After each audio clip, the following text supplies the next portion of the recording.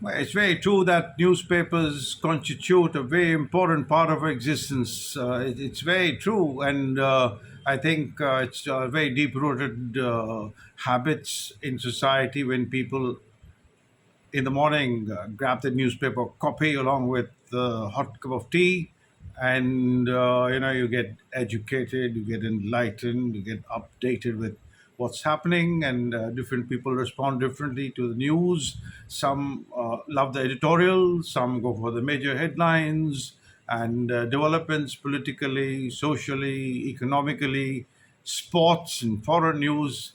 Well, it's all rolled into one, despite the fact that we have a technological blow by blow, minute by minute information streaming in from ever so many sources.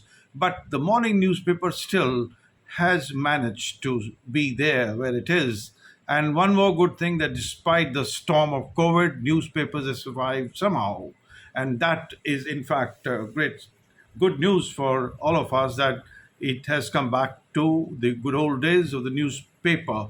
I am choosing to talk to you about newspapers for two reasons. The first is that as the public, as we the people, constitute a very important part of the cycle of newspaper.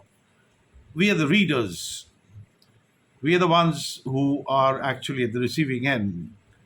And from that point of view, I think that what is the challenge for us readers? Maybe it's a responsibility also to keep a clarity and to keep alert, to read in between the lines in the newspapers. Not all, but some newspapers in which can be vehicles of propaganda, can be uh, image building.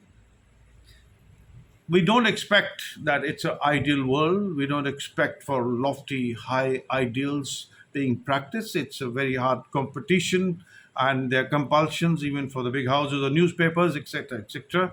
If you understand about a little about the business of newspapers, uh, you will understand that these nuances and these intricacies are there. But still, we have to be, as readers, not to be automatically or mechanically absorbing all that is being written and all that is being said. I'm sorry, that should not be the case. I think the responsibility lies to have a discerning eye, to be alert, to be, saying, no, no, this is wrong. This is propaganda. This is highlighting somebody which is undeserved. So many factors. Now, once you have that kind of ability to detect, and you caught it, I think that's a one first very good step to diffuse or to neutralize what is falsehood or what is wrong. You may not start a war against all this, you don't have to, but the greatest thing is that you know the truth, and the truth is the most important thing. That is what I'm trying to share with you, dear friends. As readers, the final word is ours. We have the last laugh. We can decide whether it is good or it is bad, and that's what makes the beauty of it's like totally democratic.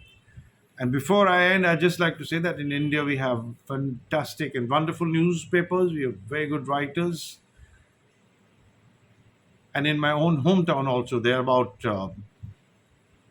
if I'm not wrong, about 300 plus newspapers. It's a very active industry.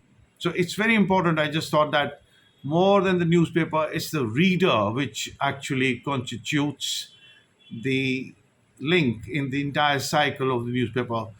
Happy reading tomorrow in the morning when you get your first copy of the newspaper with a cup of tea. And I hope that life brings us something very nice. Thank you.